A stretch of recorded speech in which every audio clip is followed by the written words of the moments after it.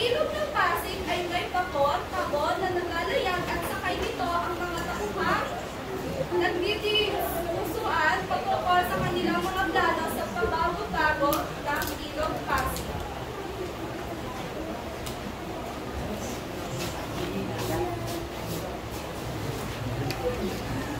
Ay, naku, Kapitan! Bakit hindi mo tulingan ang takbo ng bako? Paubanido niya, Victorina. Tignan ko ang ito. Maraming liko-liko. Kung tuwid lamang sa daral, ay tiyak ko mas bibilis ang ating pagtakbo. Biglang magbibigay ng mungkahi si Simon. Ang lunas ay napakadali. Humukay ng kanan sa Maynila. Bukas ng bagong ilog at tabunan ng ilog Pasig. Ito ay hindi sinangayunan ni Don Custodio. Sa panukalang ito'y malaking pera magsugugol, Ginong Simon, at maraming kabayanan ang masisira. Pwes tumira, gamitin ang mga bilanggo, bihag, upang walang perang bubugulin sa paggawa. At kung hindi sasapat, ang taong bayan ang gamitin sa paggawa. Ganyan nangyari ang mga piramide sa Ehipto. Ngunit hindi na kayo kaharap ng mga taga-Ehipto. Ang lupain nito ay matagal na beses ang limagsik dahil sa itang paggawa. Hindi na muli magiging magsik ang nayon na ito. At kayo, Padre Salvi, anong silbi ninyong mga praile kung mag-imagsik ang bayan? Ang mga bayan, at huwag kayong magbanggit ng mga pangangatwirang purong kabobohan. Biglang aalis si Simon at ibibigay ni Don Custodio ang kanyang sariling mungkahi. Mas maganda pa ang aking solusyon para sa ilog Pasig. At maaari ba malaman yung ano? Maaari nating pilitin ang mga naninirahan malapit sa ilog Pasig na mag-alaga ng mga itik. Papapalalim nito ang lupa o uunin ang suso na siyang pinakain nito. Nakakadiri! Itlog ng itik, tabunan na lamang ang wawa. Kesa dumami ang mga itlog dito.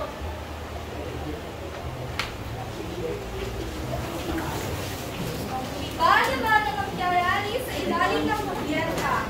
Siksikan ng mga pasaherong Indio at Palestino, mainig at maingay ang makina ng bapon na nag-uusap sila, Kapitan Basilio at Isagani.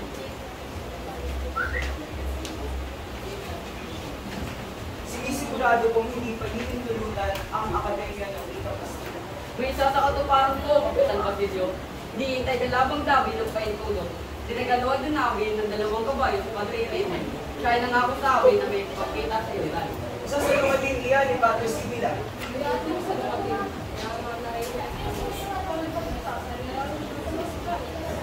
Bigyan man kayo ng paitulog. Saan naman kayo kukuha ng perang bubuli? Mayroon ko, magkaambagan ng bawat estudyante. Kung sa bagay, hindi masama ang panukalang tulog. Ngayong hindi na mapag-aalala ng likap na liyo, mapag-aalala naman ng ikapasila. Siyang makikilala tayo. Lumalakas ang pao. O siya, pauuna na ako. Sige po, Kapitan. May ipinupulong si Isagani kay Basilio dahil sa sinabi ng Kapitan. Yung mga tao sa unahan, Basilio, kapag nagbubukay na ng isang bagay, inisip ka agad ng isang balakid, imbis na kabutihan. Lumapit si Simon.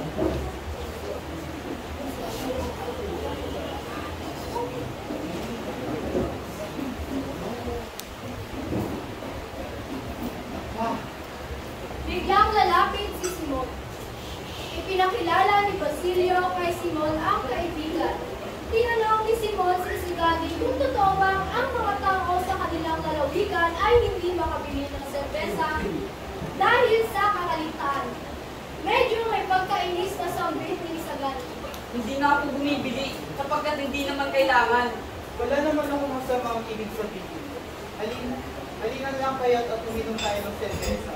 Salamat po, pero hindi kami umiinom ng serbesa. Alam niyo ba, ayon kay Padre Camora, ang pag-inom ng labis ng tubig ay nakakasanhi ang pagkatamad ng mga Pilipino.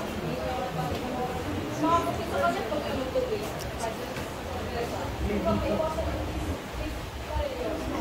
Lumisan si Simon, samantala ay itinuloy naman ng mga kaibigan ang kanilang pag-uusap.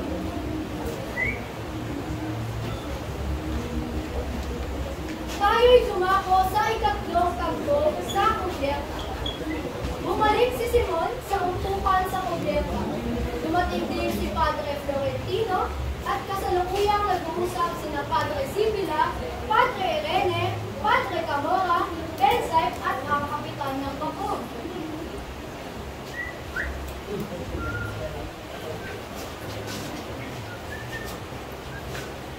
Nagtatakang tanong ni Padre Sibila, saan ba kayo galing? Hindi niyo kinakasa ang bahaling pinakamailang sa paglalakbay. Ako'y marami na nakitang magandang tanawin. Ang aking hinahanap ay isang alamat. Kung sa alamat mayroon ng pasid, nariyan rin ang malapad na bato. Na umano'y tinitirahan ng mga espiritu. May isa pang alamat na patungkol kay Doña Herodima na alam ni Padre Florentino. At ikinuwento ni Padre Florentino ang alamat. Noong araw, may isang estudyanteng nakakasala ng dalaga at nalimutan ng pangako. Naghintay ang babae hanggang siyang hindi nadala. Isang araw, nabalitaan ng babae na nasa Maynila na ang arsibispo. Nagdamit lalaki ang dalaga. Lumigit sa ilog hanggang makarating sa lugar ng nobyo at hiningi ang katuparan ng pangako nito. Posible ang gusto niyang mangyari kaya ipinahanda ng arsibispo ang kuweba ng pasukan pinagagayakan ng bahay. Doon nanirahan, namatay at hinilibing ang Donya. Sinasabing napakataba ni Doña Jeronima kaya sa tagilid kong pumasok sa kuweba. Napabangkod siya bilang engkantada dahil sa kanyang pagpukol ng mga kasangkapang naibot. Nang matinag ang buwangan ng kuweba, unti-unting nawala sa alaala ng mga Hindyo si Doña Jeronima. Napakagandang alamat, Padre Florentino.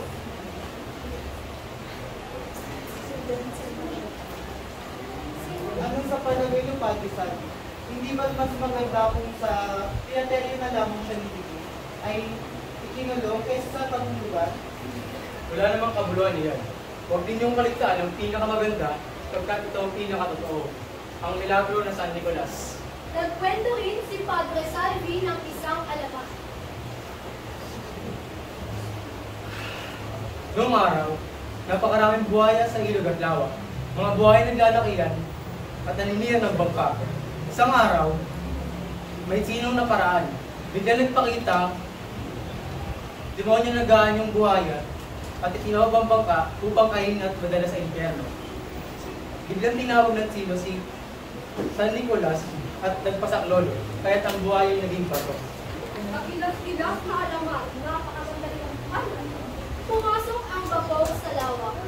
Binubahang napakaganda ng tanawin sa buong paligid. Namangha ang mga nakatitig.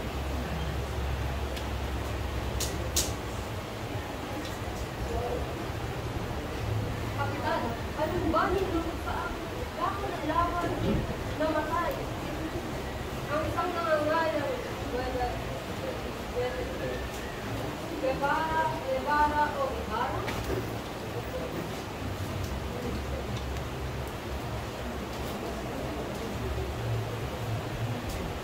Lubingin kayo roon. Kasama ng ama ang anak sa paglilibing. Ay, nagpinakamurang paraan ng paglilibing. Ang lahat ay magtatawanan.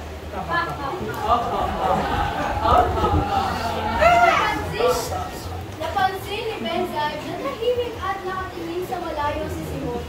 Nag-iisip ito ng malalim at walang katinag-tinag. Ano ang nangyari sa Ginoo Simon? Bakit parang ikaw ay naluluto? Bakit ikaw pa naman ay sarili-sarili sa paglalakbay? Ikaw pa ba ay nalululak sa lawat ko?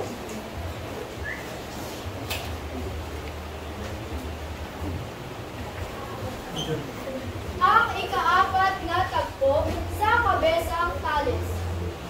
Si Kabesang Tales ang nag-iisang anak ni Tandang Selo, ang matandang mga mahoy na kumugtok kay Basilio noong bata pa ito. Sa paniwalang walang nagmamayari sa isang lupain ay sinaka ito ni Kabesang Tales. Ngunit nang mag-ano ang kanyang pananim, siya ay siningil ng mga kaile ng 20 hanggang 30 piso buwis. Nais tumutol ni Kabesang Tales, ngunit pinigilan siya ng ama. Iisin mo na lamang. Ipaslipan mo na lang.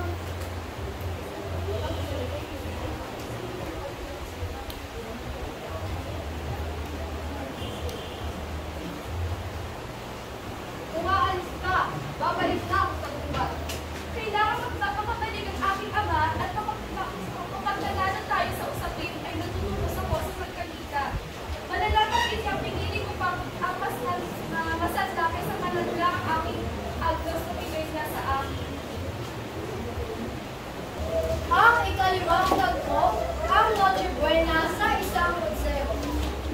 Sa gabi ng Noche Buena, kasabay ng pagpupuli sa San Diego ay ang posisyon. Nakasakay sila sa karwahe. Si Simon ay nakasakay sa kanyang kalesa, hawak ang renda ng kanyang kabayo. May kaunting pangamba sa kanyang mukha habang binabaybay ang madilim na kalsada.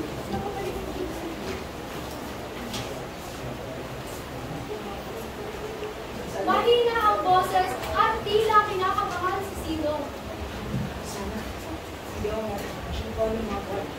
Biglang may sumulpot na dalawang guardia sibil at itinutok ang kanilang bangil kay Simon.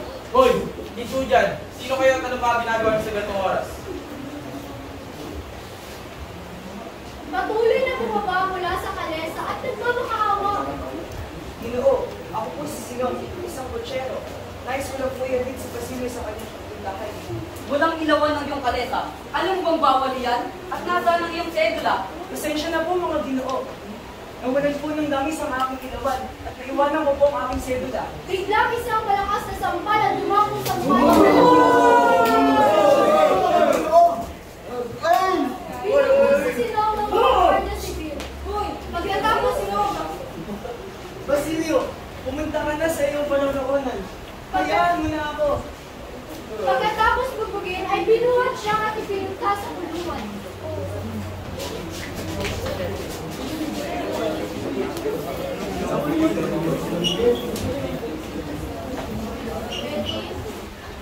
Gabi na, si Basilio ay dumating sa bahay ni Kapitan Tiago.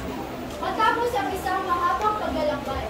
Habang naglalakad siya sa may pintuan ay sinalubong siya ng isang katiwala ng bahay. Mabuti ang tumanggit ka na. May isang mahalagang bagay kang dapat malaman. Hindi, ito ay tungkol kay Cabezang Tales. Nag-aalalang lumapit si Basilio. Ano nangyari sa kanya? Dinukot siya ng mga tulisan at ngayon, iniingan ng malaking halaga pangtubos. Nagulat si Basilio at napatras siya at tila hindi makapaniwala sa kanyang nalaman. Makabagsik ng mga tulisan.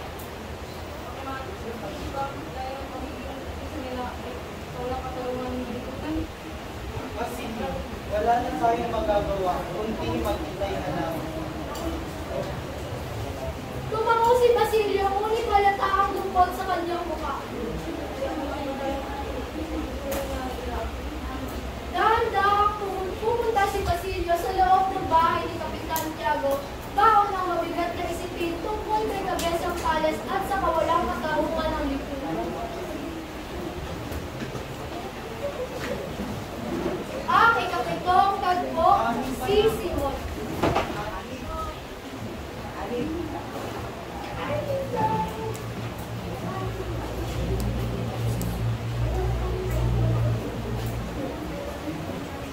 Ang ika-anim na tagpo sa puntod ng ina sa kagubatan. Sinising si Basilio ng epeke ng kampana para sa misa legal. Malihim siyang nanakot ng bahay at tumutungo sa gubat na kinahihimlayan ng kanyang ina. Nasa paanan nito ng malaking puno ng balena. Nakatungo si Basilio sa puntod ng ina. Pagdating niya doon ay nagbalik tanaw siya sa mga nangyari sa kanya. Nang namatay ang kanyang ina, ay hilisan niya ang San Diego upang magpaalila at makapag-aral sa Maynila. Palimus po! Palimus po! Unting tulong lang po. Wala po kain buong araw. Palimus po! Parang awa niyo na po. Are, unting tulong lang po. Nakadiri ko sa musik baka. Dahil ko isa.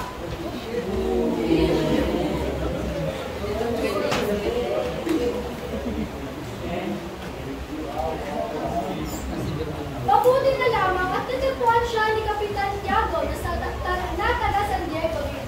O bata, paanong ginagawa mo dyan? Bakit ka palagi-lagi? Kinuha siya ang utusan at pinayagang makapag-aral sa San Juan de Letrán.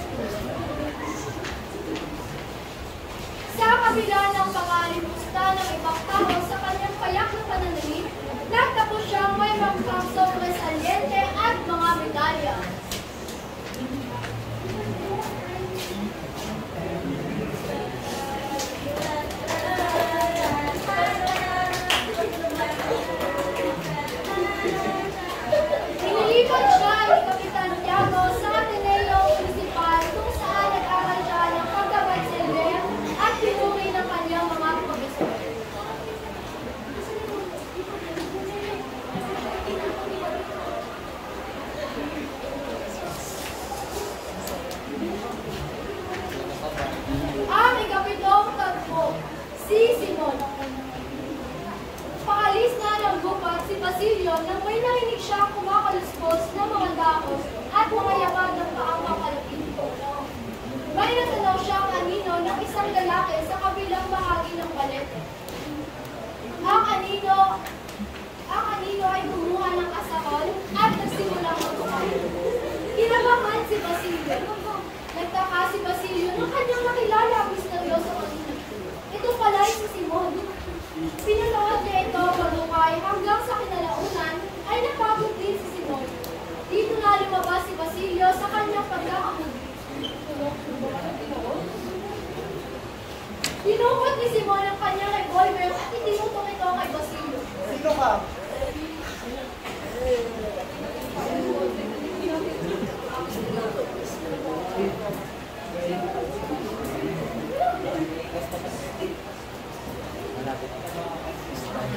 Basilio, nakakapatid ka ng isang lihim na maaaring ko sa ito. Hindi kita papatayin sa paghasang hindi ko to pagsisisihan. Isinalaysay ni Simon ang kanyang buhay sa nagdaang 13 taon.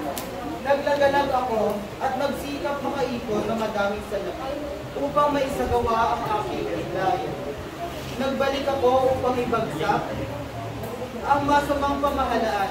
Padaliin ang kanyang pagkasira kahit na dumanak ng madaming tubo.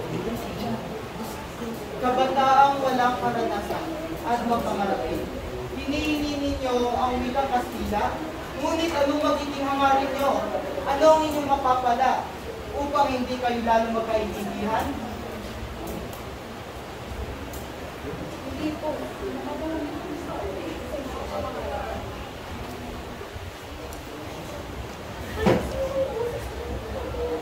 Sang pagkakamali, ano naman ang gagawin nyo sa wikang Kastila?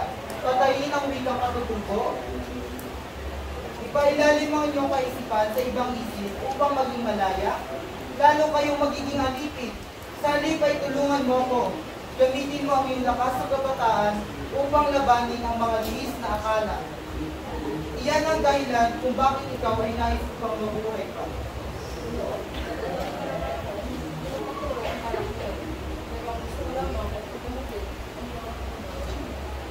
Kahit hindi ka handa sa aking hinihintay na pag-asa, sa araw na magbago ka ng paniniwala, ay hanapin mo ako sa aking tahanan sa eskwela at maglilikuran kita ng buong sumba.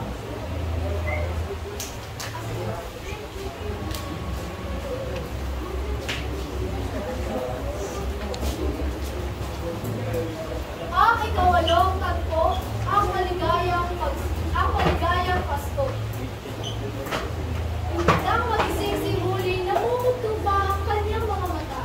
Ang unang pumasok sa isip niya ay baka sakaling naghimala na makapagpadala ang Birhen ng 200 piso pagtubo sa kanyang ama.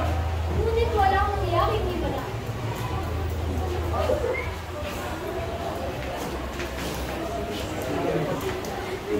Nabangon si Huli sa kanyang higaan at tinignan ang katabing lamesa kung may 50 piso na nandoon.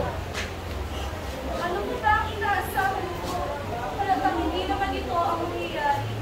Inayos nila lamang ang kanyang gamit sa tampili. At pagkatapos ay lumabas ito.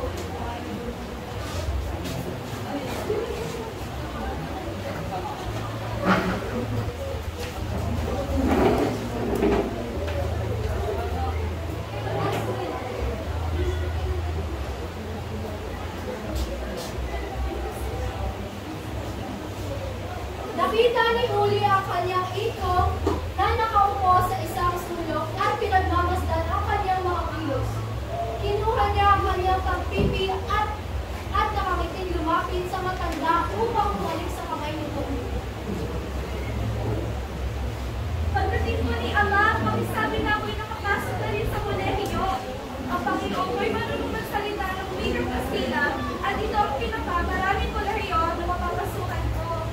Lalakad siyang masaya. Habang nasa daan ay napahinto si Huli at nagdanangis.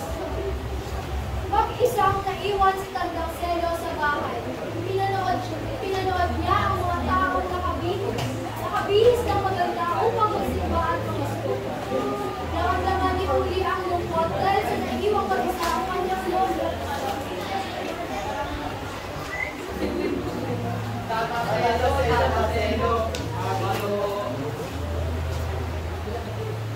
Maligayang Pasko po.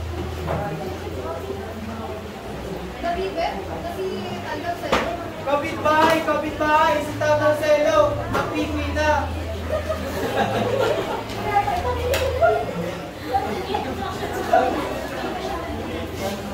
Nang makarating sa bayan ng balita, ng kasawing pala ni Tata Selo, ang ilan ay nahabag at ang iba naman ay nag-ibig balikan. Walang may kasalanan sa pangyayari iyon at walang masisisi. Nang mabatid ni Hermana Petra na siyang pinaglilikuran ni Huli ang nangyari.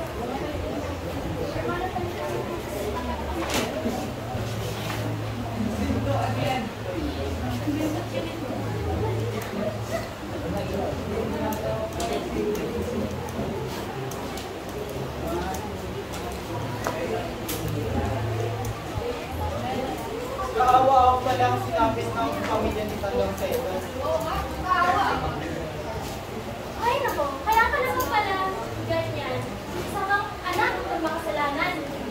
O siya, pagkatapos mo maglaba, ay punasan mo ang mga propietos at pulisan mo ang laban. Bilisan mo lamang dahil magdarasal ka pa pagkatapos yan.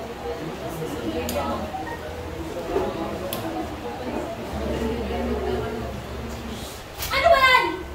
Tataka-taka kong babae ka! Ayos-ayusin mo yung ginagawa mo! Kung hindi, malilitigan ka sa akin! Kasi, para may kamulit. Ay, nako. Yung mga katulad ni Masila, hindi dapat pinag-aaral sa Maynila. Ang mga pinag-aaral na natututunan na ginagamit lang sa masama. O siya, Puli, basahin mo to! At maaari pang maligtas sa ngayong kaluluwa sa impyerno. Babasahin ko na lahat? Oo, kaya simulan mo na!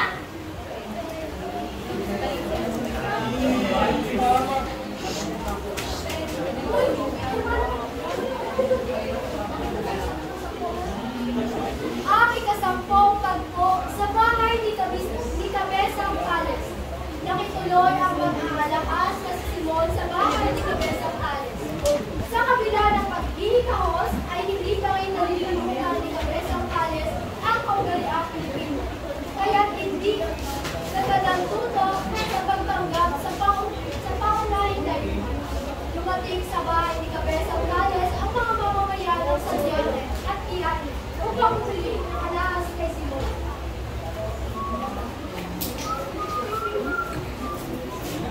Ayaw ninyong marahit ng alahas na pangkaraniwan sa mga huwad lamang.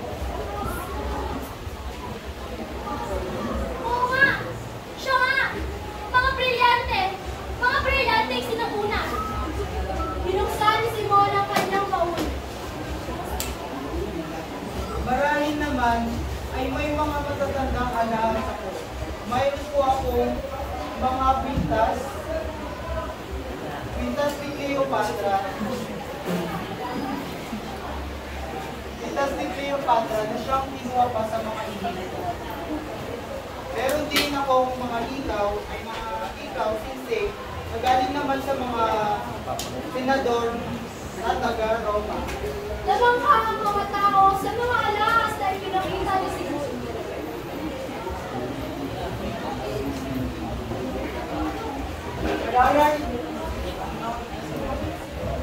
Marahil ay ang mga pinadala ni Hannibal mula sa natapos ng dalawa sa Hanas.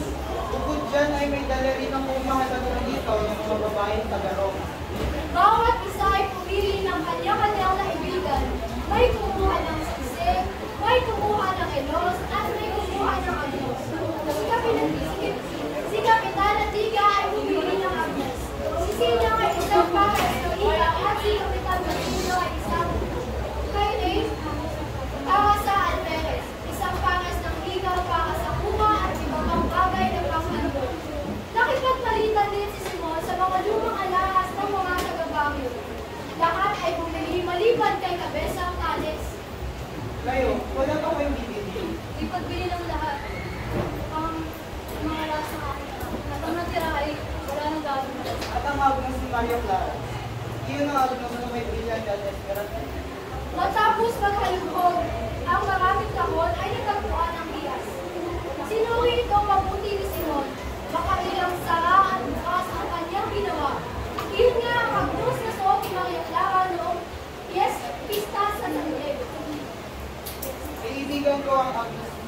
Ibig ko ang pagkayari. Magkano po na ito ang pinagbibig?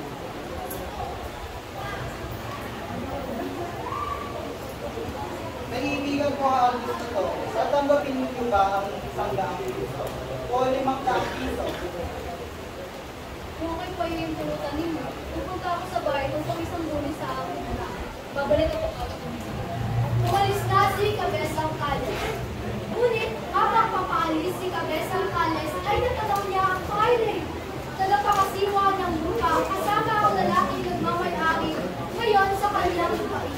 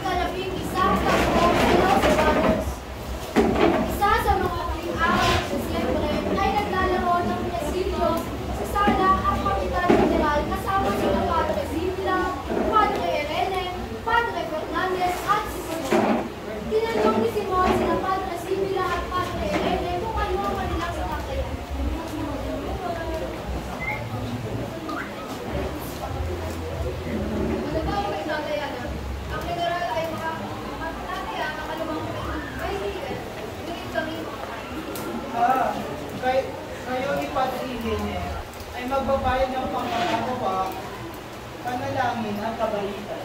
Alam niyo ang kabalitan ko. Nag-try na ba sa hindi tulad ng mga brilyante sa Kung gano'y, payagan akong bayaran na lamang ang mga pangako. Sa halip ng pagbayad ng kuwata, ay sasabihin na lamang na nalimutan ng 5 araw ng karaniwan. Ang kababaang loob, ang pagkamasunurin, ang kalinisang ugali, ang pagkamahangbakin, at iba pa. Maliit na bagay dapat sa aking brilyante. at tinapik ni Simon sa balikat ng general. At ito naman ang ibabayad dito sa akin ay isang balik. Sa 5 araw na pagmamabilanggo, isang utos na magpapatakot na walang nakasalang pangalan. Ano naman ang kawakan? Malaki, ang nais ko rin lipunin ang lahat ng mga may masamang tuti. Pinag-usapan din ang tungkol sa pagtuturo ng wika Kastila.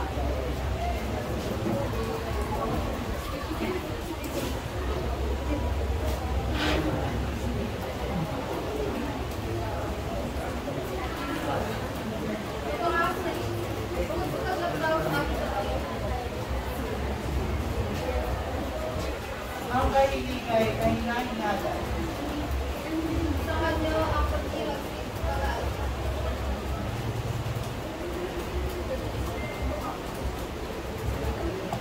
Ngunit General, ang kailangan nila ay makatuwiran at wala tayong karapatan, huwag tingin dahil lamang sa mga sabi sa atin. Palagay ko'y dapat itong sangkayunan ng pamahalaan upang ipamahalas ang ating pagtitiwala sa kanila bilang katibayan ng ating pagiging matatag. May kalayahang bawiin muli ang kahit tulad at nakikita kung nagmamalabis ang mga pinagbigyan kaya natin sila pinasok. Bago matapos ang usapan, mataas na kawali, aking general, narilito ang anak na babae ni Cabezang Cales at nagmamakaawang palayain na ang kanyang pinto na dinakip sa halip ng kanyang ama.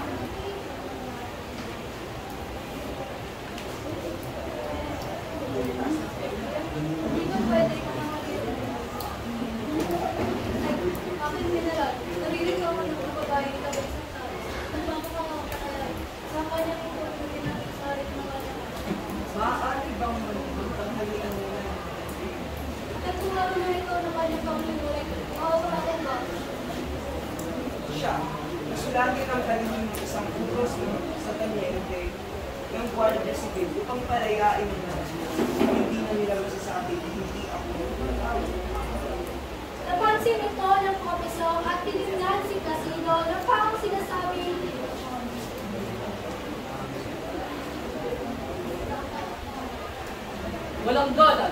Walang galang, magbabayad ka sa akin. at diyan nagtatapos ang Kabanata 11.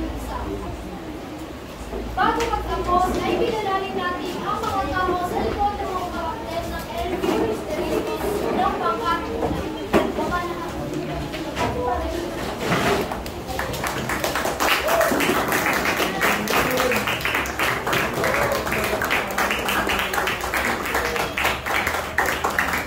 ating pinalangin ang mga karakter ng LV Mysterious. Pakasisimula, ako si Christine Ezusara, ang inyong tagapagsalaysay na kumakatawan bilang Doña Victorina.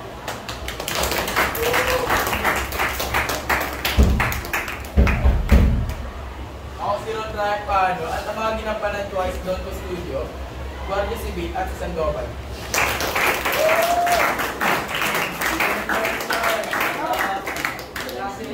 Ako si Jericho Casulya. At ang aking ginapan ay sina Padre Salvi at Padre Fernandez.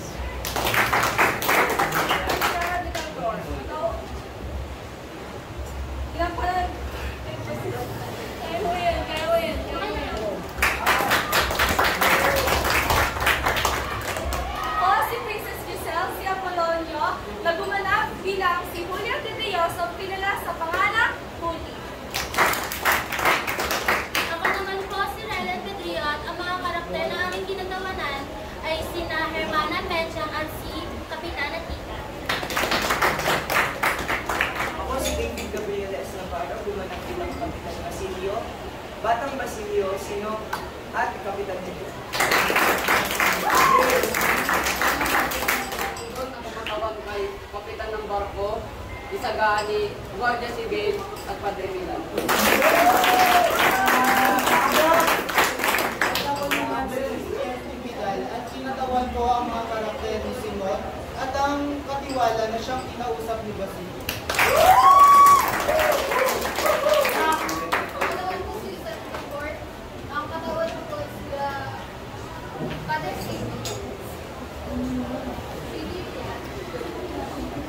Alay at Basilio.